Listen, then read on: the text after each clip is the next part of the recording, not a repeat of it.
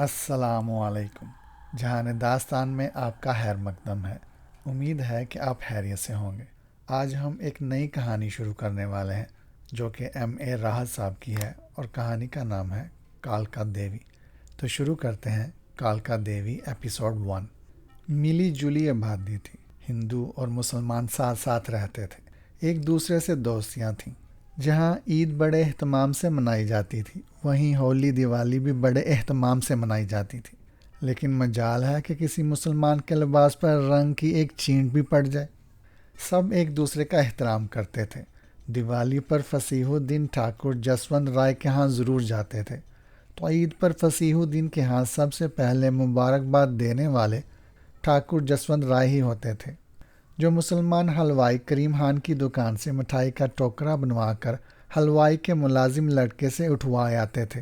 فصیح الدین سے گلے ملتے تھے۔ اسی طرح بچوں کی دوستیاں تھیں، رقابتیں اور جھگڑے بھی چلتے تھے، لیکن بزرگوں کی بات مانی جاتی تھی اور ایسے جھگڑے بزرگ نمٹا دیا کرتے تھے۔ فصیح الدین ہاتھ سے بڑے ذمہ دار تھے۔ کوئی 20 ہاری زمینوں پر کام کرتے تھے، جن میں ہندو مسلمان سب تھے۔ 3 بیٹے تھے، جن میں منجلے کا نام عماد الدین تھا۔ غیاث الدین اور شہاب الدین شوخ فطرت کے مالک تھے، لیکن عماد الدین مذہب کی طرف راغب تھے اور دینی علوم سے دلچسپی رکھتے تھے۔ سارے بچوں کی شادیاں خاندان کی بچیوں سے طے پائی تھی۔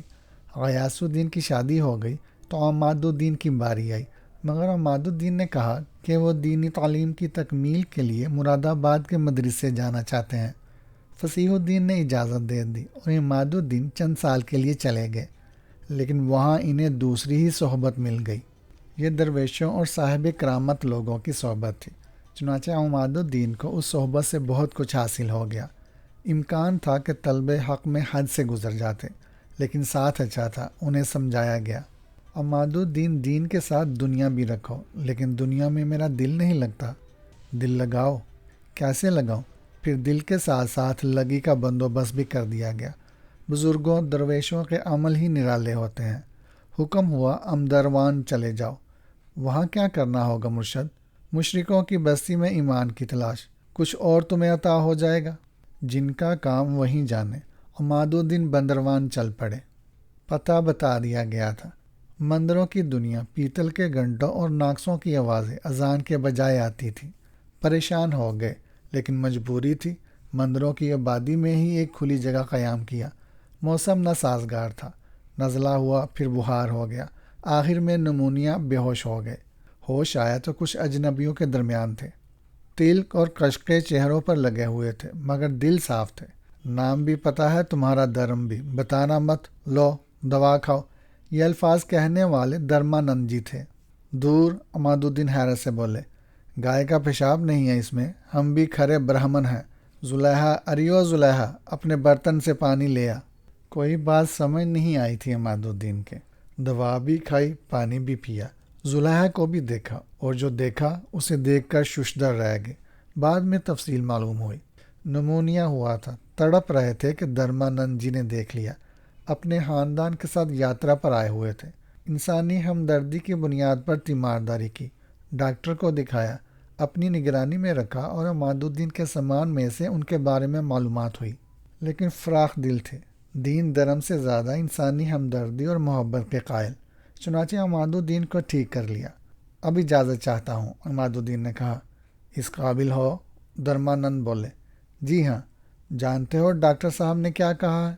نہیں جانتا۔ پوچھ ہی لیتے، اس کے بعد بات کرتے۔ ڈاکٹر صاحب نے کہا ہے کم از کم 15 دن بیڈ ریسٹ پر رہنا ہے۔ ویسے ہمیں پتہ ہے کہ یہ دیکھ کر پریشان ہو گئے ہوگے کہ ہندو کا دیا کھا رہے ہو۔ ارے بھائی، ہم تو پہلے ہی اس بات کا خیال رکھے ہوئے ہیں۔ زلیخا ہے ہمارے پاس، تمہارے لیے وہی سب کچھ کر رہی ہے، دودھ تک اس کے ہاتھ سے دلوایا ہے۔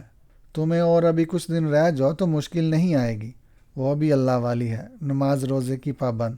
پوچھ لینا اس سے جو کبھی روکا ہو اسے۔ نہیں دھرمانند جی، آپ مجھے بہت شرمندہ کر رہے ہیں۔ آپ کی محبت اور احسان کو تو میں کبھی نہیں بھول سکوں گا۔ تو پھر بھاگنے کی کیوں سوجی ہے؟ پتہ ہے بڑی پریشانی ہو گئی ہے، ذرا سی گڑبڑ ہو گئی تو بیماری پھر گھیر لے گی۔ بس میں تو نہیں، کچھ نہیں، جو کچھ ہے وہ دیکھ لیا جائے گا، اس کی پرواہ مت کرو۔ عماد الدین صاحب خاموش ہو گئے اور اس کے بعد انہوں نے دھرمانندن جی کے ساتھ گزارا شروع کر دیا۔ کھانے پینے کے لیے واقعی بیچاری زلیخا ہی ذمہ داریاں نبھا رہی تھی۔ دبلی پتلی جسامت کی مالک، کوئی 20-21 سال کی عمر، الجھے بال لیکن اتنے گھنے کہ پورا چہرہ گٹاؤں میں گرا محسوس ہو، بڑی بڑی حسین آنکھیں دکھ اور کرب میں ڈوبی ہوئی، ہونٹوں پر قدرتی گلاب کھلے ہوئے، اتنے جاذب نقوش کہ دل کی دھڑکنیں بے ترتیب ہو جائیں، لیکن مجسم حسرت و یاس، سارے جہاں کا کرب خود میں سمیٹے، بہت ہی سادہ اور عام سے کپڑوں میں ملبوس۔ دھرمانند جب اسے مخاطب کرتے تو ان کے لہجے میں بڑی محبت ہوتی۔ کہنے لگے، زلیخا بیٹی، مہمان کا خاص طور سے خیال رکھنا، کوئی تکلیف نہ ہونے پائے انہیں، بس یوں سمجھ لو کہ تمہاری ذمہ داری ہے۔ جی چاچا جی، زلیخا کی آواز کا ترنم ابھرا۔ بہرحال پھر عماد الدین صاحب ان لوگوں کے عادی ہو گئے۔ 1 دن، 2 دن، 3 دن، ان کے اہل خاندان بھی تھے۔ ان کی مسز کا نام پوجا دیوی تھا۔ پوجا دیوی بھی ظاہر ہے دھرمانندن کی بیگم تھی، اتنی ہی ملنسار، اتنی ہی ہمدرد اور محبت کرنے والی۔ بہرحال عماد الدین کی سمجھ میں نہیں آیا کہ یہاں انہیں کیا کرنا ہے۔ پھر ایک دن جب دھرمانند اور ان کی دھرم پتنی پوجا کے لیے گئے ہوئے تھے، عماد الدین اپنی جگہ سے اٹھے، خیمے سے باہر نکل کر دوسرے خیمے کی طرف چل پڑے تو انہوں نے ایک عجیب منظر دیکھا۔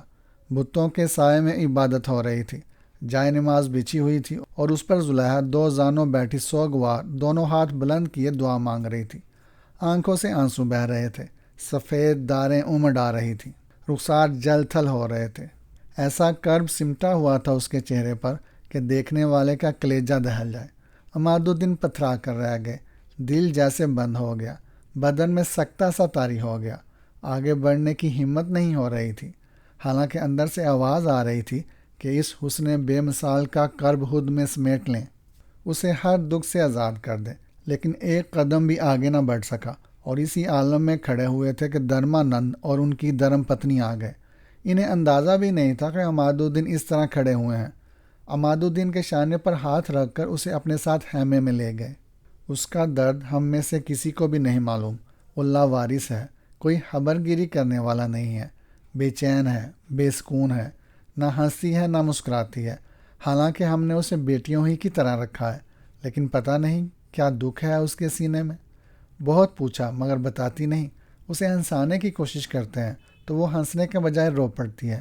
کوئی بہت ہی گہرا زخم ہے دل میں، کسی نہ کسی نے اس کے ساتھ کوئی بہت برا سلوک کیا ہے۔ راتوں کو جاگتی رہتی ہے، کبھی کہیں بیٹھے بیٹھے تاریکیوں کو گورتی رہتی ہے، کبھی رات بھر نماز پڑھتی رہتی ہے، گھنٹوں سجدے میں پڑی رہتی ہے۔ دھرمانند جی بتا رہے تھے اور عماد الدین کے رگوں پہ میں سرد لہریں دوڑ رہی تھی، وہ زلیخا کے بارے میں سوچ رہے تھے۔ بہرحال دھرمانند نے یہ تمام تفصیلات بتائیں، لیکن اور کچھ نہ کہہ سکے نہ کر سکے۔ پھر اسی رات دوبارہ نکلے تو ایک بار پھر بائیں سمت نظر گئی۔ خیمے کے اس طرف گھاس کا ایک قطع تھا، صاف ستھرا تو نہیں تھا، یہاں پوجا پاٹ کے لیے آنے والوں نے اسے صاف ستھرا کر دیا تھا، اور اس صاف ستھرے ٹکڑے پر زلیخا بیٹھی ہوئی نماز پڑھ رہی تھی، حالانکہ رات کافی سے زیادہ گزر چکی تھی۔ دیار دہر میں یہ عبادت عماد الدین جیسے دیندار شخص کو بہت ہی عجیب سی لگی۔ وہ زلیخا کو دیکھتے ہی رہے کہ یہ کون ہے، کس کے ظلم کا شکار ہو گئی ہے۔ قدم خود بخود آگے بڑھ گئے اور اسے کچھ فاصلے پر پہنچ کر اسے دیکھنے لگے۔ وہ دعا کے لیے ہاتھ اٹھائے ہوئے تھی۔ عماد الدین کے آنے کا اسے پتہ ہی نہیں تھا، لیکن کچھ لمحوں کے بعد عماد الدین نے اس کی سسکیاں سنی۔ وہ بری طرح سسک رہی تھی۔ عماد الدین کا دل پگھلنے لگا، اس کا درد انہیں اپنے سینے میں محسوس ہونے لگا، دل بری طرح اس کی طرف کھینچ رہا تھا۔ وہ ہاتھ اٹھائے سسکتی رہی اور عماد الدین بے اختیار ہو کر اس کے قریب پہنچ گئے۔ اسے جب ان کی موجودگی کا احساس ہوا تو وہ سہم کر اٹھ کھڑی ہوئی۔ اس کے انداز میں وحشت تھی۔ کچھ نہیں زلیخا، ڈرو نہیں، میں ہوں۔ زلیخا نے گھبرائی ہوئی نگاہوں سے ادھر ادھر دیکھا تو عماد الدین نے کہا، میں تمہارے لیے بہت افسردہ ہوں زلیخا، کاش میں تمہاری کوئی مدد کر سکتا۔ میں جاننا چاہتا ہوں کہ تمہیں کیا دکھ ہے۔ میرا دل چاہتا ہے کہ تمہارے دکھ دور کر دوں زلیخا، کاش تم مجھے اپنے بارے میں بتا دو۔ یوں لگا جیسے زلیخا کو کسی ہمدردی کی موجودگی کا احساس ہوا ہو۔ اس کے رخساروں پر آنسوؤں کی دھاریں بہہ رہی تھیں۔ مجھے بتاؤ میں کیا کروں تمہارے لیے زلیخا، عماد الدین نے کہا۔ وہ روتی آنکھوں سے عماد الدین کو دیکھ رہی تھی۔ اس کی آنکھوں میں عجیب سی کیفیت تھی۔ پھر اس کا سر آہستہ سے جھکا، ایک قدم آگے بڑھی اور اس نے اپنی پیشانی عماد الدین کے سینے سے ٹکا دی۔ یہ منظر دھرمانند نے دیکھ لیا، لیکن دیکھ کر کچھ نہ کہا، بات دل میں رکھی۔ مختصراً زلیخا کی کہانی عماد الدین کو یوں معلوم ہوئی۔ ماں باپ تھے، ایک بھائی تھا، زندگی سکون سے گزر رہی تھی۔ جوان بھائی برے راستوں پر نکل گیا، دولت کمانے کے چکر میں دنیاوی اقدار کو بھول چکا تھا۔ کچھ لوگوں سے دشمنی ہوئی۔ ایک دن رات کو گھر میں داخل ہوا تو سینے میں گولی کا سوراخ تھا۔ خاموشی سے گھر میں دم توڑ دیا۔ ماں نے جوان بیٹے کو اس انداز میں دیکھا تو ایک لمحہ جی نہ سکی، اور بیٹے کے ساتھ ماں کی میت کو بھی ایک ہی جگہ ایک ہی قبرستان میں دفنانا پڑا۔ اس کے بعد باپ بیٹی رہ گئے، لیکن ایسے زخم جان لیوا ہی ہوتے ہیں۔ زلیخا کی زندگی تھی کہ بچ گئی، لیکن تھوڑے عرصے کے بعد باپ بھی دنیا سے رخصت ہو گیا۔ ظلم کرنے والوں نے تنہا لڑکی پر مظالم کرنے کے فیصلے کیے، باقی تو وہ سب کچھ برداشت کرتی رہی، لیکن جب محلے کے ایک اوباش انسان نے اس کی طرف قدم بڑھائے تو زلیخا گھر چھوڑ بھاگی۔ نہ جانے کہاں کہاں ماری ماری پھرتی رہی، یہاں تک کہ دھرمانند کے ہاتھ لگ گئی، خاموش، تباہ اور سر جھکا کر کام کرنے والی۔ دھرمانند نے اسے بیٹیوں جیسا درجہ دے دیا تھا اور کبھی اس کے مذہبی معاملات میں مداخلت نہیں کی تھی۔ بڑائی کے لیے کسی خاص جسم کو تراش نہیں کرنا پڑتا، بڑائی کہیں بھی کسی بھی جسم میں پل سکتی ہے، اور دھرمانند جی ایک مسلمان لڑکی کو بیٹی کی طرح پروان چڑھا رہے تھے، یہاں تک کہ آج انہوں نے اس لڑکی کا سر اپنے ایک ہم مذہب نوجوان کے سینے پر ٹکا دیکھ لیا۔ عماد الدین سے بات کی اور کہا کہ اپنے مذہب کے مطابق زلیخا کو اپنی زوجیت میں قبول کر لیں۔ قدرت نے شاید اسی لیے یہاں بھیجا تھا۔ سارے انتظامات ہو گئے، نکاح کیا، دھرمانند جی نے کنیا دان بھی کیا، اور آخرکار زلیخا عماد الدین کی بیوی بن گئی۔ عماد الدین اسے لے کر مرشد کے حضور پہنچے تو مرشد نے مسکرا کر کہا، عماد الدین، کہا تھا نا تم سے دین بھی نبھواؤں گا اور دنیا بھی، اللہ اس کا اجر دیتا ہے۔ بیوی کو لے کر گھر پہنچے، لیکن اہل خاندان نے انہیں قبول نہ کیا۔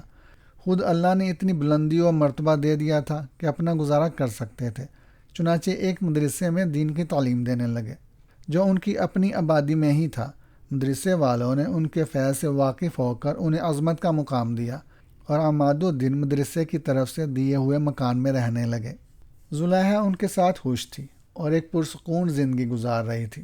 اس پرسکون زندگی میں ایک ننھی سی بچی کی آمد نے مزید حسن پیدا کر دیا تھا، اور دونوں میاں بیوی پرمسرت زندگی بسر کر رہے تھے۔ باقی لوگوں نے ساتھ چھوڑ دیا تھا اور عماد الدین کی صورت دیکھنے کے روادار نہیں تھے۔ عماد الدین نے بھی صبر کر لیا تھا۔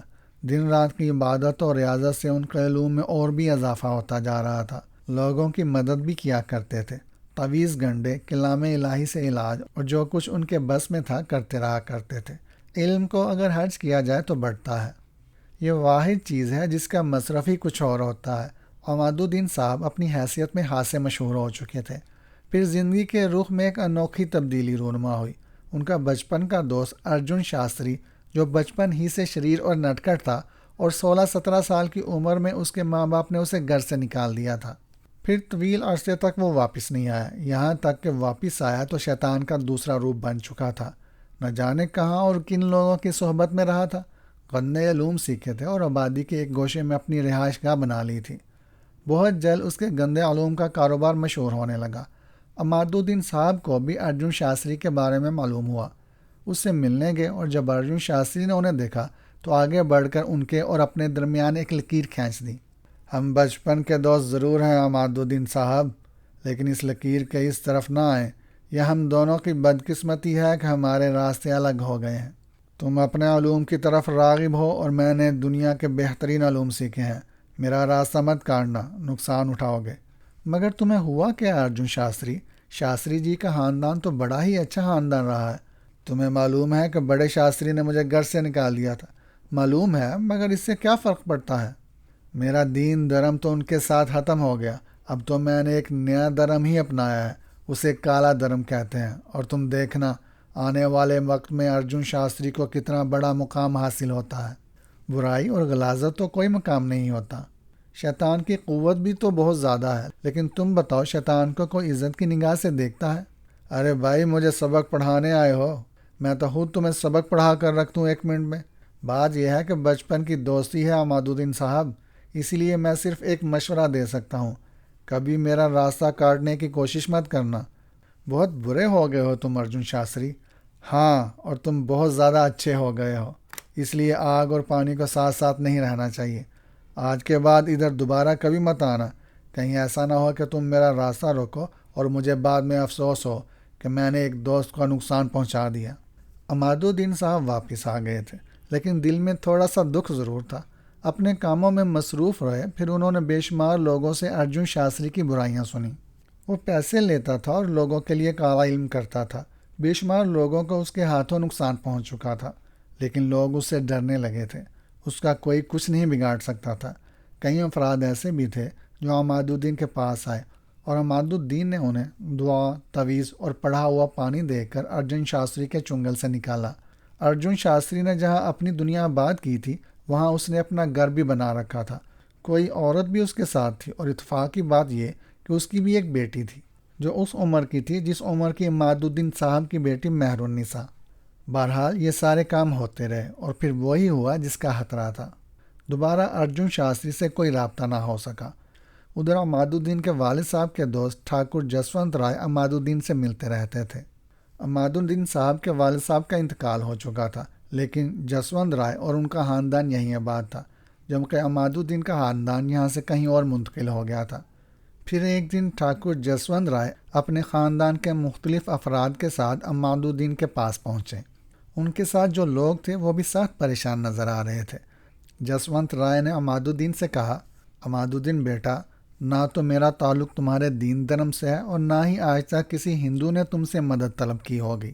میں پہلا آدمی ہوں جو تمہارے پاس آیا ہے۔ یہ تو تم جانتے ہی ہو کہ تمہارے پتا کا بچپن کا دوست ہوں۔ میرا حق بھی ہے تم پر، حالانکہ میں نے کچھ بھی نہیں کیا ہے تمہارے لیے، لیکن میں سمجھتا ہوں کہ تمہیں کسی کی ضرورت تھی ہی نہیں بیٹے۔ میں مشکل کا شکار ہو گیا ہوں، یہ میرے گھر کے لوگ ہیں، پھر ان سب کو تمہاری مدد کی ضرورت ہے۔ جسونت چاچا، آپ کیسی باتیں کر رہے ہیں؟ میں تو آپ کا غلام ہوں، حکم دیجئے، کیا کام ہے مجھ سے؟ بیٹا، دنیا میں 3 چیزوں کا کھیل روز اول سے ہے اور روز آخر تک رہے گا: زر، زن اور زمین۔ ان کے لیے اپنے بھی پرائے ہو جاتے ہیں، دوست آنکھیں پھیر لیتے ہیں۔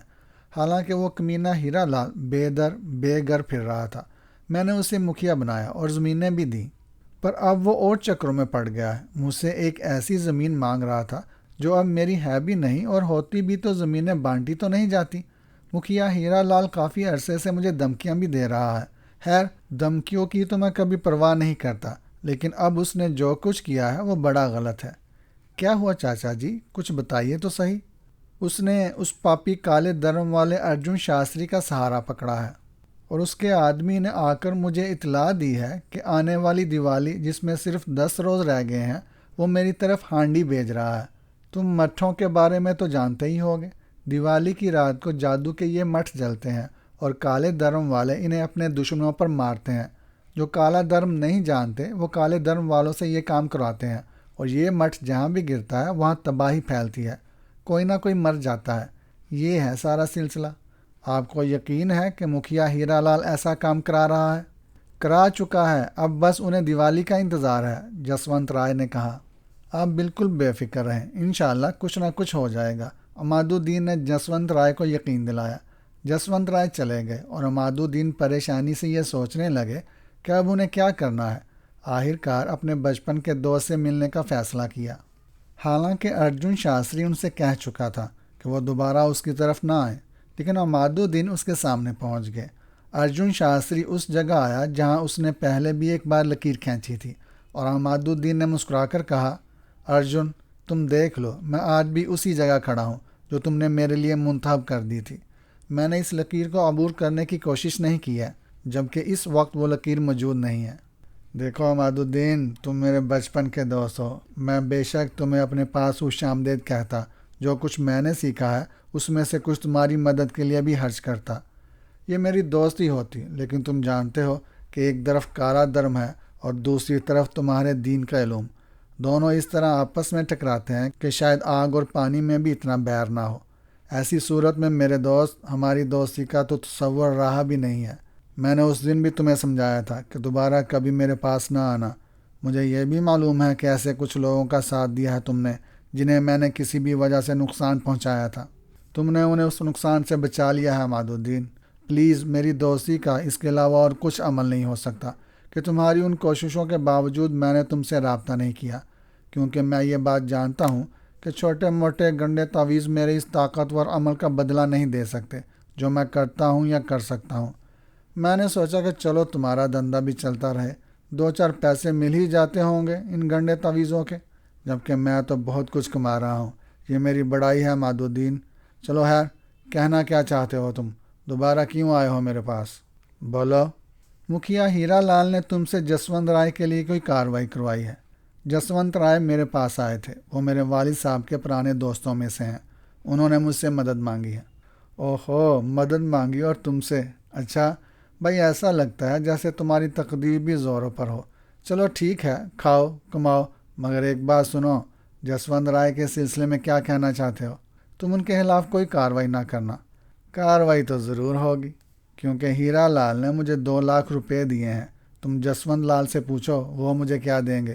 10 لاکھ پر بات ہو سکتی ہے، یا پھر ایسا کریں کہ زمین ہیرا لال کو دے دیں، میں 2 لاکھ روپے پر ہی گزارا کر لوں گا۔ اور اگر دونوں میں سے کوئی کام نہ ہو تو؟ عماد الدین نے کہا، تو پھر ایسا کرنا کہ دیوالی کی رات جسونت رائے کے گھر جا کر بیٹھ جانا اور خود ہی تماشا دیکھ لینا جو کچھ ہوتا ہے۔ میں یہی نہیں چاہتا ارجن شاستری۔ ارے تو تم کیا چاہتے ہو؟ یہی کہ تم اپنا ارادہ ترک کر دو۔ تم 10 لاکھ بھجوا دو، چلو کچھ کمی بیشی کر لیتے ہیں اس میں۔ 1 پیسہ بھی نہیں ارجن شاستری، میں تمہیں دوستی کے نام پر روکنے آیا ہوں کہ جسونت رائے کے خلاف ہیرا لال کی مدد نہ کرو۔ بھائی، دوستی کی قیمت اتنی نہیں ہوتی۔ دوستی کے نام پر تو تم مجھے 2 لاکھ بھی نہیں دے سکتے۔ دے سکتے ہو؟ 1 پیسہ بھی نہیں دے سکتا۔ تو پھر دیکھ لو، تم جو کچھ کما رہے ہو کماؤ، ہم جو کما رہے ہیں وہ ہمیں کمانے دو۔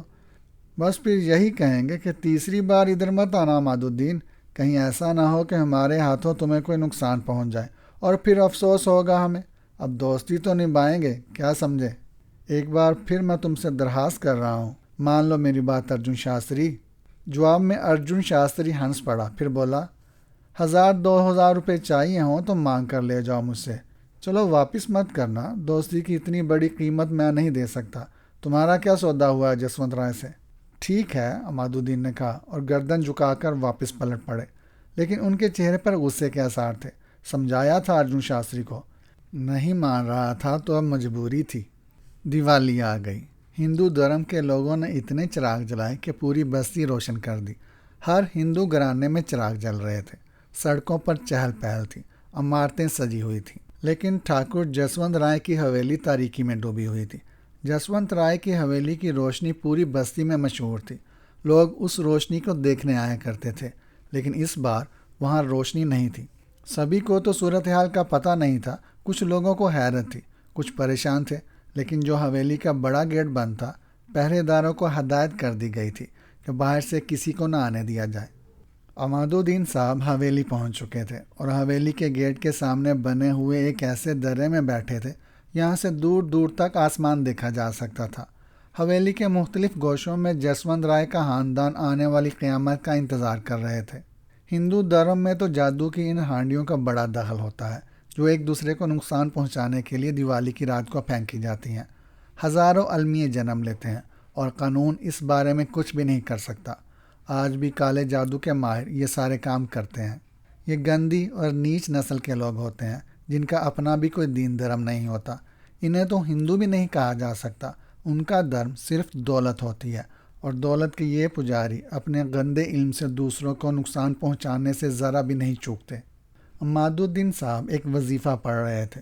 مرشد نے بہت کچھ دیا تھا انہیں، اور ان کی نیک چلنی اس میں اضافہ کیے جا رہی تھی۔ خود محنت مزدوری کرتے تھے، یہاں باپ کی دولت میں سے کچھ ہاتھ نہیں لگا تھا۔ بیوی اور بیٹی کی پرورش کے لیے اپنی محنت سے کماتے تھے۔ تعویذ گنڈے کے نام پر انہوں نے کبھی کسی سے 1 پیسہ بھی قبول نہیں کیا تھا، نذرانے تک قبول نہیں کرتے تھے۔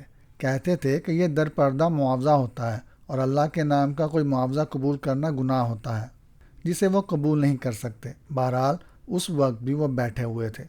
جسونت رائے اور ان کے اہل خاندان آسمان پر نگاہیں جمائے ہوئے تھے۔ رات کے 12 بجے کے بعد فضا میں ایک روشن شے اڑ کر آتی ہوئی دیکھی جس کا رخ اس حویلی کی طرف تھا۔ وہ آہستہ آہستہ فضا میں تیرتی ہوئی حویلی پر آ رہی تھی۔ جسونت رائے کی دھرم پتنی، ان کے بچے، بہویں، سب کے سب بھگوان کو یاد کرنے لگے۔ دشمن آ گیا تھا، ادھر عماد الدین صاحب بھی اس روشن نقطے پر نگاہیں جمائے ہوئے بیٹھے تھے جو حویلی کے لیے موت کا پیغام لے کر آ رہا تھا۔ عماد الدین صاحب نے آنے والی ہانڈی کی طرف نگاہیں جمائی۔ وہ آہستہ سے نیچے جھکتی چلی آ رہی تھی۔ پھر جب وہ حویلی کے بڑے گیٹ کا عبور کر کے آگے بڑھی تو اچانک عماد الدین صاحب نے پھونک ماری اور اس کے بعد اپنی جگہ سے کھڑے ہو گئے۔ کلام الہی کی کچھ محسوس آیات پڑھ کر انہوں نے ایک بار پھر ہانڈی کی جانب 3 بار پھونک ماری اور اچانک ہی جسونت رائے نے ہانڈی کا رخ بدلتے ہوئے دیکھا۔ وہ جس طرف سے آئی تھی اس طرف ہی واپس جا رہی تھی۔ عماد الدین صاحب نے ایک بار پھر اس پر پھونک ماری اور ہانڈی دور ہو گئی۔ اس عمل کو دیکھ کر جسونت رائے اور اس کے اہل خاندان کے چہرے خوشی سے کھل اٹھے اور اس کے بعد وہ شور مچاتے ہوئے عماد الدین صاحب کی جانب دوڑے۔ جسونت رائے کے بچوں نے عماد الدین کو گود میں اٹھا لیا۔ بھائی عماد الدین، آپ نے جو کچھ ہمارے لیے کیا ہے ہم اسے زندگی بھر نہیں بھول سکتے۔ اب تو خطرہ ٹل گیا ہے نا؟ ہاں، پر مجھے افسوس ہے کہ مجھے اس ہانڈی کو واپس ارجن شاستری کے پاس بھیجنا پڑا۔ حالانکہ میں یہ نہیں کرنا چاہتا تھا، لیکن مجبوری تھی اور کوئی ذریعہ نہیں تھا۔ جسونت رائے کے بڑے بیٹے نے ایک تھال جس میں چاندی اور سونے کے سکے بھرے ہوئے تھے لا کر عماد الدین صاحب کو پیش کیا اور کہا، بھائی عماد الدین، ہم آپ کی اور تو کوئی خدمت نہیں کر سکتے، یہ ایک معمولی سی بینٹ ہے۔ عماد الدین نے نگاہیں اٹھا کر بلونت رائے کو دیکھا اور کہا، بھائی میں نے تو آپ کو کوئی بری بات نہیں کہی، مجھے یقین نہیں تھا کہ آپ مجھے اس طرح ذلیل کریں گے۔ میں اس محبت بھرے کام کے لیے کوئی معاوضہ تو نہیں لینا چاہتا۔ یہ تو نذرانہ ہے بھائی عماد الدین۔ معاوضہ اور نذرانہ ایک ہی چیز کے 2 نام ہیں، مجھے اجازت دیجیے، عماد الدین نے کہا اور جسونت رائے اپنے بیٹے سے کہنے لگا، بیٹا تمہیں پتہ نہیں ہے کہ یہ کون سا خاندان ہے؟ یہ جو ہم انہیں دے رہے ہیں نا، شاید اتنا انہوں نے اپنے ملازموں کو اپنے ہاتھوں سے دے دیا ہو۔ مت پڑو اس چکر میں، وہ کچھ نہیں لیں گے۔ عماد الدین صاحب گھر آ گئے۔ زلیخا کے ساتھ مہرونیسا بیٹھی ہوئی تھی۔ بچی دیکھتے ہی دیکھتے 13-14 سال کی ہو چکی تھی، سمجھدار اور اس قدر حسین کہ دیکھنے والی نگاہ ایک دفعہ دیکھے تو ہٹ نہ سکے۔ زلیخا کا عکس تھا اور زلیخا بھی کم حسین شخصیت نہیں تھی۔ عماد الدین کا اترا ہوا چہرہ دیکھ کر زلیخا نے کہا، کیا بات ہے، کوئی پریشانی ہو گئی؟ نہیں زلیخا، کوئی خاص بات نہیں ہے، ایک ایسا عمل کیا ہے جو پہلے کبھی نہیں کیا۔ کیسا عمل؟ بس زلیخا، اس نے بھی تو زیادتی کی تھی، سمجھایا تھا ہم نے اسے، نہیں مانا بیوقوف، کہیں کوئی نقصان نہ پہنچ جائے۔ اصل میں گندا علم ہے، کبھی کبھی عامل کو بھی نقصان پہنچا دیتا ہے۔ مجھے پوری بات تو بتائیے۔ ٹھاکر جسونت آئے تھے ہمارے پاس، نام تو بتایا تھا نا ہم نے ان کا، ہمارے والد صاحب کے دوستوں میں سے تھے۔ ہاں ہاں، کیوں نہیں، ایک بار ان کی دھرم پتنی بھی آئی تھی نا ہمارے پاس، ہمیں مکان کا تحفہ دے رہے تھے وہ، وہی انہی کی بات کر رہا ہوں۔ پھر آئے نہیں ہمارے پاس، بات ہے نا زلیخا؟ کیا؟ ظاہر ہے ہمارے اور ان کے مذہب میں زمین آسمان کا فرق ہے۔ بہت سے معاملات میں ہم ان کی مداخلت پسند نہیں کرتے اور نہ ہی ان کی آمد۔ خیر چھوڑیے، انہیں کیا ہو گیا؟ نہیں ہوا کچھ نہیں ہے، بس یہ سمجھ لو کہ ایک چھوٹا سا کام تھا ان کا۔ ہمارا ایک اور دوست ہے یہاں، ارجن شاستری، اس کے بارے میں بھی آپ بتا چکے ہیں، وہی ہم نے آج اس کا ایک جادو ناکام بنا دیا ہے اور یہ مجبوری تھی ہماری۔ اصل میں اس کا یہ جادو اگر حویلی پر گر پڑتا تو ٹھاکر جسونت رائے کے 2-4 افراد مر جاتے۔ بس ہم نے اسے واپس کر دیا، لیکن یہ خیال نہیں تھا ہمارے دل میں کہ وہ اسے کوئی نقصان پہنچا دے۔ بس یہ خدشہ ہے چونکہ ہم ان کالے جادو کی باتوں کو نہیں جانتے، کہیں وہ ارجن شاستری کو کوئی نقصان نہ پہنچا دے، اور عماد الدین کا خیال غلط نہیں تھا، واقعی وہ اس بارے میں نہیں جانتے تھے۔ ارجن شاستری نے اپنا گھر آبادی سے الگ تھلگ بنا رکھا تھا، کیونکہ بہت سے ایسے کام ہوتے تھے جو بستی کی آبادی میں نہیں ہو سکتے تھے۔ دیوالی کی رات کو ہندو دھرم کے لوگ درگاہ پوجا اور ایسے ہی دوسرے کام کیا کرتے تھے۔ ارجن شاستری سال بھر کی کمائی کرتا تھا، بہت سے معاملے ہوا کرتے تھے، بہت سے لوگ اپنے مخالفوں پر جادو ٹونے کروایا کرتے تھے۔ چنانچہ آج کی بکنگ بڑی زبردست تھی۔ ایک شریمتی سرلا دیوی تھی جو دوسری کسی آبادی میں رہتی تھی، انہیں اپنی سوکن کو مروانا تھا، چنانچہ جادو کا ایک مٹھ ان کی طرف بھی چل پڑا تھا۔ اس کے علاوہ اور بھی 2-3 کام تھے، اور انہی میں سے ایک کام جسونت رائے کی حویلی پر پھینکے جانے والے مٹھ بھی تھا۔ چنانچہ ارجن شاستری اپنے کام کا آغاز کر چکا تھا، اور یہ پہلا ہی مٹھ تھا جو اس نے روانہ کیا تھا، اور اب اسے اس کی کامیابی کا انتظار تھا۔ آٹے کا بنا ہوا بھیانک شکل کا ایک پتلا ارجن شاستری کے سامنے رکھا ہوا تھا۔ اس کے قدموں میں ثابت ماش کے دانے بکھرے ہوئے تھے، برابر ہی خون کے 2 چراغ جل رہے تھے۔ یہ خون تیل میں شامل کیا گیا تھا اور کسی ایسے شخص کے دشمن کا تھا جو اپنے دشمن کو نقصان پہنچانا چاہتا تھا۔ کالا پتلا ارجن شاستری کی آنکھوں میں آنکھیں ڈالے کھڑا ہوا تھا، اور ارجن شاستری اس کی آنکھوں میں مٹھ کو اڑتے ہوئے دیکھ رہا تھا۔ یہ اس کے ایک منتر کی پیداوار تھی۔ مٹھ تیزی سے اڑتا ہوا آگے جا رہا تھا اور پتلے کی آنکھوں میں، جو کسی خاص چیز سے بنائی گئی تھی، مٹھ کا روشن نقطہ نظر آ رہا تھا۔ پھر اچانک ہی یہ نقطہ واپس پلٹ پڑا اور ارجن شاستری، جو اپنی کامیابی پر مسلسل مسکرا رہا تھا، ایک دم چونک پڑا۔ اس کی ہنسی ایک دم ختم ہو گئی تھی۔ روشن نقطے کی واپسی اس کے لیے ایک بھیانک عمل کے طور پر تھی۔ وہ اپنی جگہ سے وحشت زدہ انداز میں کھڑا ہو گیا۔ اس کے ہاتھ پھیل گئے اور وہ اپنے ہونٹوں میں کچھ بڑبڑانے لگا۔ یہ کیسے ہو گیا؟ یہ کیسے ہو گیا کالی ماں؟ ایسا کیسے ہو سکتا ہے؟ اچانک ہی پتلے کے ہونٹوں سے آواز نکلی، تو اپنے دشمن کو بھول گیا ارجن؟ کون دشمن؟ ارجن نے پتلے کو گورتے ہوئے کہا، وہ جو مسلمان مذہب سے تعلق رکھتا ہے، اور تجھ سے کہہ گیا تھا کہ جسونت رائے کی حویلی پر حملہ کرنا ٹھیک نہیں ہوگا۔ عماد الدین، جو بھی اس کا نام ہے، اس نے تیرا مٹھ واپس کر دیا ہے۔ بچ، سنبھل، وہ آ گیا، پتلے نے کہا، اور دوسرے ہی لمحے ارجن شاستری وہاں سے اٹھ کر بھاگا۔ وہ اپنی رہائش گاہ پہنچ گیا تھا۔ اچانک ہی ایک دھماکہ ہوا۔ رہائش گاہ کی چھت میں ایک سراغ ہوا اور مٹی کی ہانڈی، جس میں سندور، چاول، دال، آٹا اور نہ جانے کیا کیا چیزیں بری ہوئی تھی، چھت پھاٹتی ہوئی نیچے آ گری۔ اس وقت ارجن شاستری کی بیٹی کشاوتی بیٹھی اپنے ہاتھوں میں مہندی لگا رہی تھی کہ ہانڈی اس کے سر پر گری اور کشاوتی کی بھیانک چیخ فضا میں گونج اٹھی۔ اس کے تن بدن میں آگ لگ گئی تھی اور ارجن شاستری چیخ رہا تھا۔ ارجن شاستری پھٹی پھٹی آنکھوں سے بیوی اور بیٹی کو دیکھ رہا تھا۔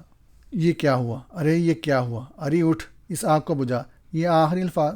اس کے چہرے پر انتہائی ہیجان اور غم کے اثرات تھے۔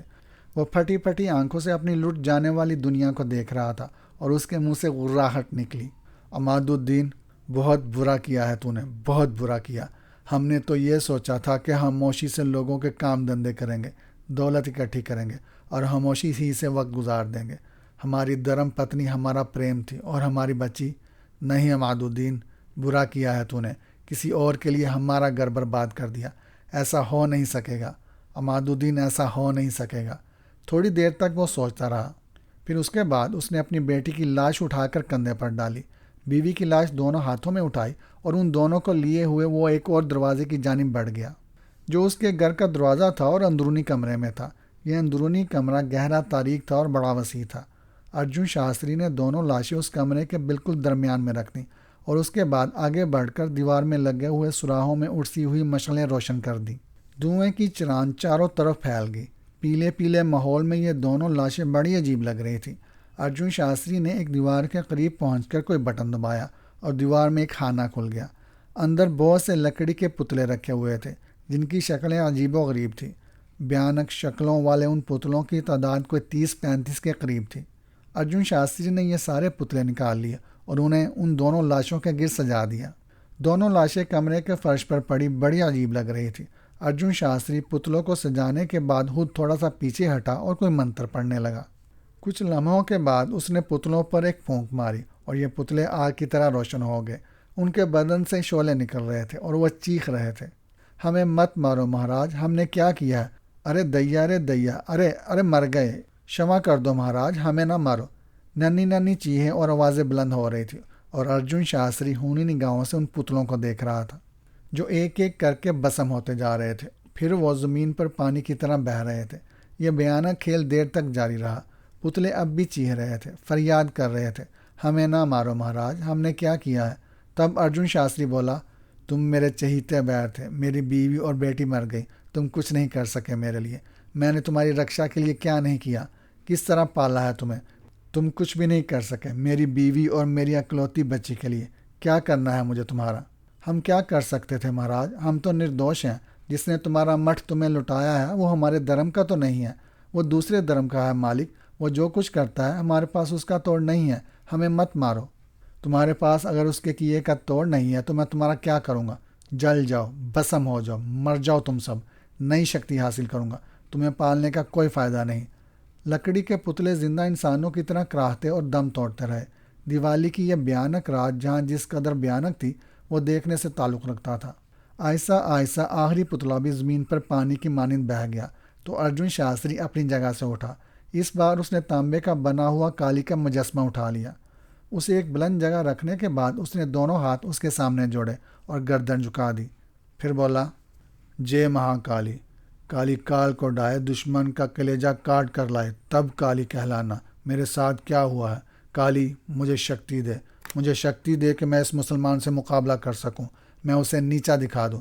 اگر تو نے مجھے یہ شکتی دے دی تو تیرا یہ داس تیرے نام کی بلی دے دے گا، خود اپنی بلی۔ سن کالی دیوی، مجھے ان دونوں کی آتمائیں چاہیے، میں ان کے شریر میں ان کی آتماؤں کی واپسی چاہتا ہوں، ایک محسوس وقت تک کے لیے۔ میں جانتا ہوں کہ مروں کو جیون دینا تیرا کام نہیں، پرنتو یہ بھی جانتا ہوں کہ تو بیروں کو ان کے شریر میں داخل کر کے انہیں جیتا دکھا سکتی ہے۔ میں ایک وقت تک ان کے شریر جیتے دیکھنا چاہتا ہوں، اس کے بعد میں تجھے تیرا یہ ادار واپس کر دوں گا۔ یہ شریر مجھے دے دے، اپنے بیروں کو ان کے جسموں میں داخل کر دے کالی۔ کالی کال کو ڈائے، دشمن کا کلیجہ کاٹ کر لائے، تب کالی کہلائے۔ اچانک ہی ایک تیز چمک، ایک بہت ہی تیز چمک کمرے میں ابھری، ایسی کہ آنکھوں کی روشنی چھن جائے۔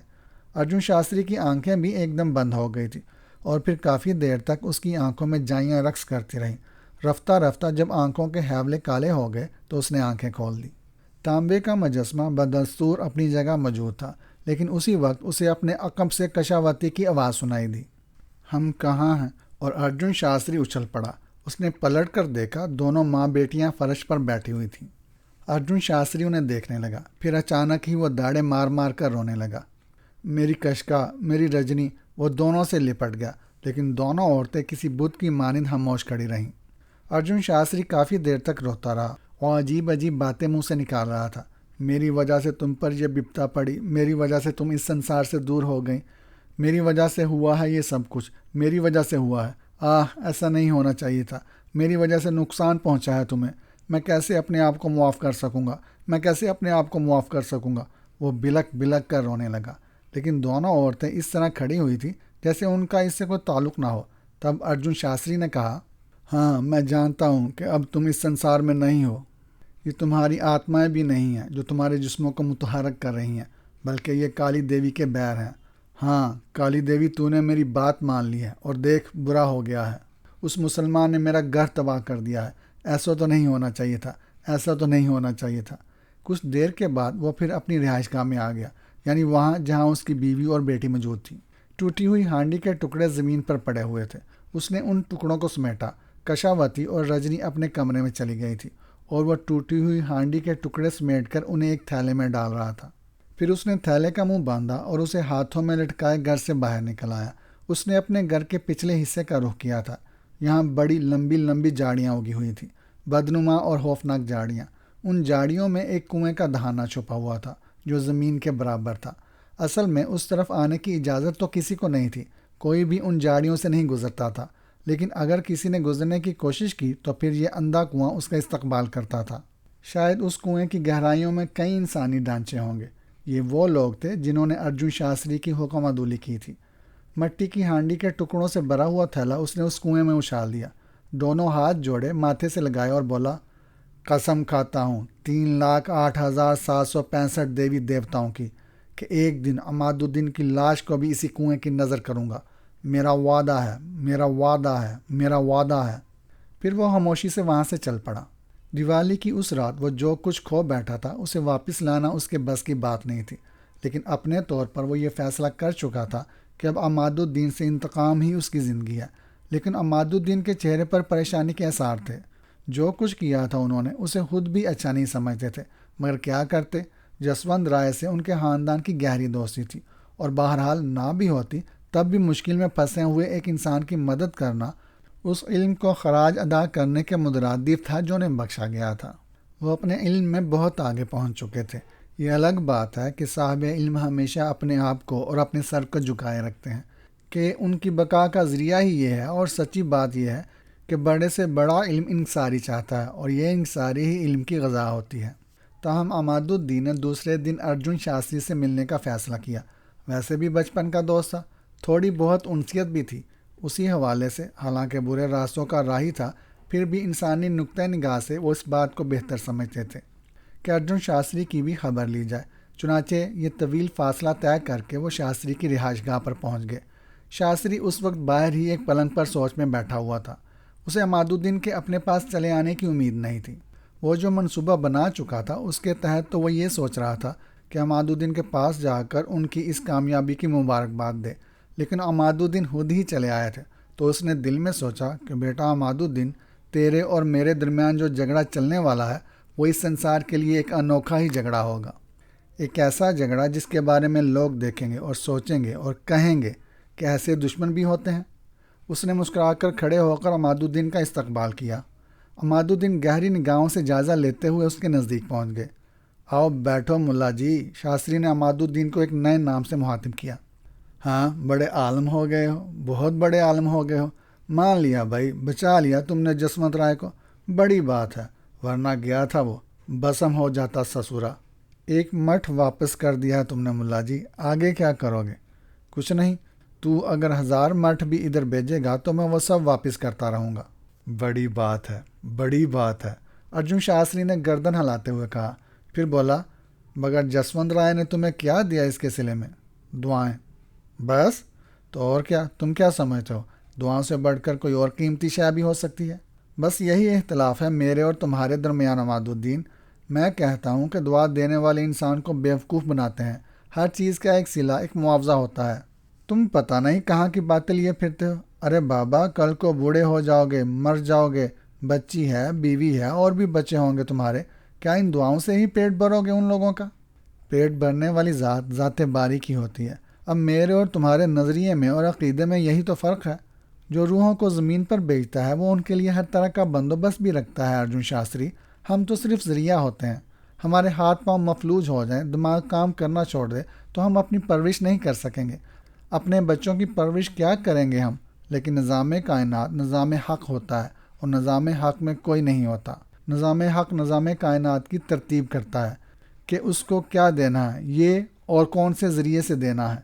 یہ فیصلے تو آسمان پر ہوتے ہیں ارجن شاستری، اور جو دنیا کی ہوس میں مبتلا ہو جاتے ہیں اور سوچتے ہیں کہ دینے والی ذات نعوذ باللہ کہیں زمین پر بستی ہے تو یہ ان کی غلطی ہے، بلکہ یہی بہکاوا ہے جو انہیں ہوتا ہے، یہی سمجھ رہے ہو نا تم؟ مسئلہ صرف یہی ہے، سوچنے کا، بس یہی مقام ہے۔ اگر صحیح سوچ لیا تو سمجھ لو کہ بیڑا پار۔ سوچ میں کہیں غلطی ہو گئی تو پھر کچھ نہیں ملتا اس کائنات میں۔ بڑی لمبی چوڑی تقریریں کر ڈالی تم نے ملا جی، تمہارا کیا خیال ہے صرف تمہارے کہنے سے میں اپنا نظریہ تبدیل کر سکتا ہوں؟ مسلمان ہو جاؤں کیا؟ جواب میں عماد الدین ہنس دیے۔ انہوں نے کہا، مسلمان ہونا تو بہت عظمت کا کام ہے شاستری، تیرے جیسے سیاہ دل لوگ مسلمان نہیں ہوتے۔ دیکھو لڑنا شروع کر دیا۔ میں نے تو کتنی محبت سے خوش آمدید کہا ہے اور تم لڑنے لگے مجھ سے۔ نہیں، ایسی بات نہیں، لڑ نہیں رہا، بلکہ بتا رہا ہوں وہ الفاظ مت کہہ جو مجھے مشتعل کر دیں، کیا سمجھا؟ ٹھیک ہے، اب تو کیا چاہتا ہے؟ نہیں، کچھ نہیں، تیری خوشامد کرنے آیا ہوں۔ رات کی ہانڈی تجھ تک واپس پہنچ گئی تھی نا؟ ہاں، پہنچ گئی تھی۔ ارجن شاستری کے لہجے میں ایک خوفناک غراہٹ تھی۔ تجھے بہت برا لگا ہوگا؟ نہیں، حیرت ہوئی تھی۔ کیسی حیرت؟ یہی کہ ملا عماد الدین تو واقعی کام کا آدمی بن گیا۔ ہانڈیوں کو واپس کرنا تو جادو منتروں ہی کا کام ہے، اور سادھو منتری ہی یہ کام کرتے ہیں۔ کالے جادو کو کالا جادو ہی مارتا ہے، اور یہ تم نے کمال کر دکھایا۔ نہیں، بیوقوفی ہے تمہاری، سوچ ہے تمہاری۔ سنو، کالا، پیلا، نیلا جادو کوئی حیثیت نہیں رکھتا۔ میں پھر وہی بات کہوں گا کہ جو مالک کائنات ہے اور جس نے اس کائنات میں شیطان کو اتار دیا ہے، وہ شیطان کے شر کو بھی اچھی طرح جانتا ہے، اور اس نے ان لوگوں کو شیطان سے نمٹنے کے لیے طاقت اور قوت عطا کر دی ہے۔ جو شیطان کے فریب میں آ جاتے ہیں، جو بچنا چاہتے ہیں، وہ بچ سکتا ہے ارجن شاستری۔ چلو بھائی، ٹھیک ہے، چلو اپنا کام کرو، تم اپنا کام جاری رکھو، ہم اپنا کام جاری رکھیں گے۔ یہ بتا، تم خیریت سے تو ہو نا؟ ہاں، کیوں نہیں، کیا سمجھ رہے تھے تم؟ ہانڈی واپس کر کے ہم سب کو مار دو گے؟ خدا کی قسم شاستری، میرے ذہن کے کسی گوشے میں یہ تصور نہیں تھا، بلکہ جسونت رائے کو بچانے والے سے میں نے یہ دعا بھی مانگی تھی کہ تمہیں بھی کوئی نقصان نہ پہنچے۔ ارے چھوڑو، تمہیں پتہ ہے کہ مٹھ کیا چیز ہوتی ہے؟ نہیں پتہ، یہی تو کہتا ہوں۔ جھوٹ بولتے ہو۔ نہیں شاستری، واقعی نہیں جانتا۔ جادو منتر کا ایک ایسا ایٹم بم ہوتا ہے یہ جسے واپس کرنا ممکن ہی نہیں ہوتا، اور جہاں پر ایٹم بم گرتا ہے وہاں ہیروشیما